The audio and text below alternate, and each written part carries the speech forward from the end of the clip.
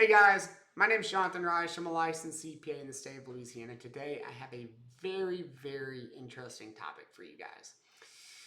And that is, if I was starting a business today in 2026, what software stack am I going to choose? What am I going to use to make my life easier today? There might be a little legwork involved. It might be a little bit more time consuming to get set up, but that juice is always worth the squeeze, right?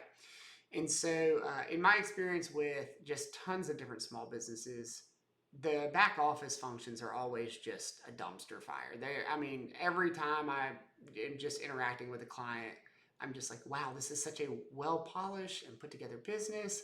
But your boutique, the inventory is perfect, everything's manicured, clean, and then like you go into the back office and it's just sales taxes that being paid, or maybe the wrong amounts being paid, or it's at the wrong time period. There's receipts and invoices and expenses everywhere. Like it's just things get missed. Cash management is poor. They're not forecasting. They can barely make payroll. It's just always like cutthroat.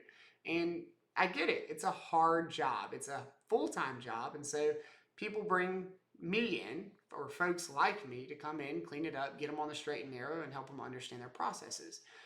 And part of that is using good software that you have to pay for typically to streamline and make sure that everything is being integrated in a way that makes sense. And so if you can start today and build that software platform up from the get-go, what would you use? Well, let's talk about it. So the first and most important thing to me is you're going to need a bank, right? You can't have a business without a bank account. And so Mercury does a really good job for a ton of startups, ton of tech companies, tons of folks like that. So Mercury does a really good job of ensuring that nothing is missed whenever it's pushed over to your accounting software. It's got a lot of metadata, a lot of like larger accounting platforms have an API access. They're not using a scraper like Plaid, for instance. So nothing gets missed. You don't have these broken bank connections. I think that's really important because as soon as you have broken bank connections, your accounts don't reconcile, the books fall behind because someone can't find what transaction is missing, and away, up in smoke it goes, right? It has a really good user interface. It's a good platform to use. All right, I'm gonna keep it brief and high level because we have a lot of ground to cover. An alternative would be Brex. They're really good for like companies that want to prioritize rewards. They want a unified card and bank experience. And there's a lot of other things that Brex does, like expense management. We'll talk about that in a second. But there are options out there. So you can use either of these for your banking needs, and both of them should hook up to your accounting platform seamlessly. The next one I want to talk about, people don't think about it until it's too late. That is expense management. If you've got a couple folks, maybe some managers or something like that that have cards, are you going to get a sheet of paper from them every month? Are you going to save it down, put it on your file directory so you can go back and reference it? Are you going to get those receipts? Probably not. Okay, we don't have time. It's just the nature of the beast. And so Ramp does a really good job of expense management. Basically, they want to help you spend less. A lot of companies are like, hey, spend more, you can get points with this. Ramp's like, how about you track your costs and see where your money's actually going? So the key feature with Ramp is a lot of it is pretty much fully autonomous. It's hands off. Uh, if someone swipes a card, they can text a receipt over, email it over. Ramp has AI, machine learning, OCR. It's going to scan it, it's going to match it, and then it's going to prepare for either reimbursement or it'll record it in the books when that data is pushed over to the accounting software. Once again, another alternative is Brex. I know we just mentioned them. They do a lot of stuff. They can be your bank. They can also be the spend hub of your business. So it does a really good job with like compliance. It can capture tax data on those receipts. I know that's a little bit more niche, but it's just going to make sure that you're, effectively paying your taxes, things like that. It's also really effective if you're in different countries. Maybe you're operating out of the EU and you're watching this video. It's going to ensure that if you are managing your expenses in local currencies, it's going to be able to help reduce foreign exchange rates. It's going to simplify cross-border recons. It's a strong platform. So once again, they offer a lot. Could be bank, could be expense management. You can use Mercury, you can use Ramp. Okay, now is payroll. A lot of accounting platforms have payroll baked in. Looking at you, QuickBooks Online Payroll. You don't have to use it.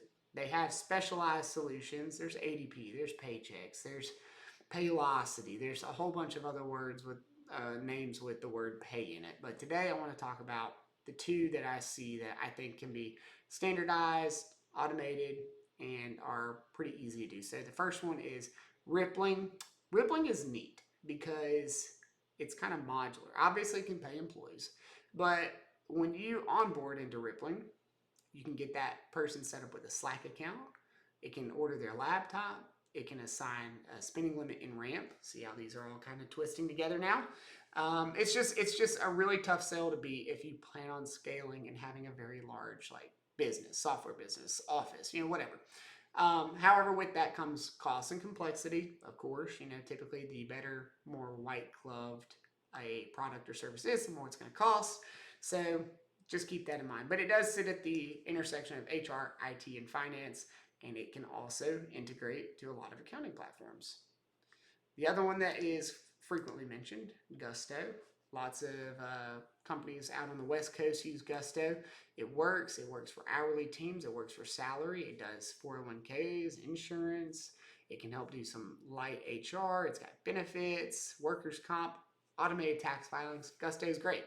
But most importantly, it integrates, right? There's a ton of APIs out there, a ton of connections that can be made with Gusto. So when you run payroll, the data from Gusto gets pushed over to your profit and loss or your balance sheet. If you have like payroll liabilities that need to be remitted, super important. Saves time, helps keep that back office function clean. You can see there's a recurring theme with these softwares. They all talk to one another. They're not data silos. That is the most important thing. So Gusto is a strong platform because it has that ability, just like rippling. It's not going to be using some type of funky, one-off, we built this project so paychecks can talk to some antiquated accounting software and it pushes over once every 2 weeks. We want constant real-time data. Gusto provides that. Okay, so for the brain of the operation, you're going to need an accounting platform, right?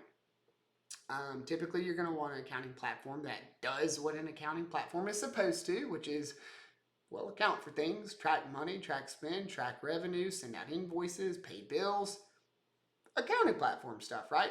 But you also want it to be able to talk to all these different other platforms that we've mentioned. Everything should be integrated. You should not, in 2026, you should not have to be downloading CSV files. You should not have to be doing manual uploads, journal entries, exporting from Excel from one platform to build a journal entry to push it to the accounting platform. We're done with that. That's how things fall behind. That's how books are misstated. Everything should talk and integrate. You should be able to do something in your payroll system or in your expense management system, and then it just show up in your accounting platform. And that's what Digits does. Digits is a really good platform that has pretty extreme connectivity. Obviously, you can use Plaid, but it's also got built-in API connections that are a good resource to basically feed Digits the data that you need to show how your business is doing. Now, with that, it does all those other things I just mentioned. It tracks, it's got, where do I even start? It's got dashboards. It can give you Runway, cash burn. It's got AI that's going to automatically categorize a lot of stuff. It was built from the ground up. Something like 95% of accounting transactions can be automatically paired. It's going to help manage bill pay. It's going to help manage receivables. You're going to be able to pull your standard reports, profit and loss, balance sheet, statement of cash flows. It can do the normal stuff in addition to receiving that very rich data from Mercury, in addition to receiving that data from Ramp, automatically finding the expense that was basically ported with Plaid or Mercury and saying, hey, these are a match, and away you go. It can do it all. It's the brain of the operation. So it's got the connectivity, it's got the AI generated accounting transactions, it's got the user interface, the ease of use. It's just a good platform. It would be the center of the tech stack because, well, it can do a lot of it for you. If you're sitting there on QuickBooks Desktop trying to get a banking feed to set up that keeps breaking because your bank requires you to change your password once a month, it's too hard. You're making it too hard on yourself. Like, use the tools that are out there. Yes, a lot of these platforms are going to cost, I don't know, anywhere from 20 to a couple $100 a month. Like, I would say that's money well spent. If you can save a few hours a month on whatever your time is worth, that is money well spent. Use the tools that are out there. I'm almost begging you at this point to make sure that you're not wasting your time. It doesn't have to be this hard. Okay, so digits is going to sit at the center of a lot of what we've talked about. The final software that I think is super important in a modern tech stack is going to be Runway. So digits can do some of the forecasting. It can do some dashboard work. It can show you burn, what your total cash is, stuff like that. But for a really integrated experience on how your business will perform if you hire 5 engineers or have a reduction in headcount or have gross revenue increase over 30% or maybe a combination of these things, you don't need an Excel file anymore. I've done this in Excel. It is a nightmare because if something doesn't happen, well, it's a cascading effect and now your cash forecast is totally out the window. You spent a week on it and you have to redo it. And now you're using a bunch of macros, you're constantly updating. Use the software that is specifically for that. A lot of these, I chose Runway specifically, a lot of these can port to larger accounting systems, but Runway does a really good job of basically creating what-if scenarios. And some of these platforms can connect to your accounting system, and that accounting system will push data over to your FP&A analysis tool. So what-if scenarios are really well ran in Runway. Like I said, what if I hire engineers? What if I cut headcount? What if I need new hardware? What if I want to do CapEx? It can visualize all that. And then it also turns these really complex situations and scenarios into easily digestible charts, things like this. Overall, it's a really good tool to have in your tech stack to make sure you're not going to be out of business in 13 weeks. Okay, so I would say that any of those would work. Mercury, Brex, Ramp, Brex again, Digits, Runway, Gusto, Rippling. They're all super important. That's your office functions. That's your money management. Make sure you get those right when you set up. Because if you don't get them right, it's just constantly going to be a headache. You're constantly going to be battling trying to keep good financials. If you want to file your taxes, it becomes a chore. If things are incorrectly stated or if they're wrong, keep them up to date and just send it.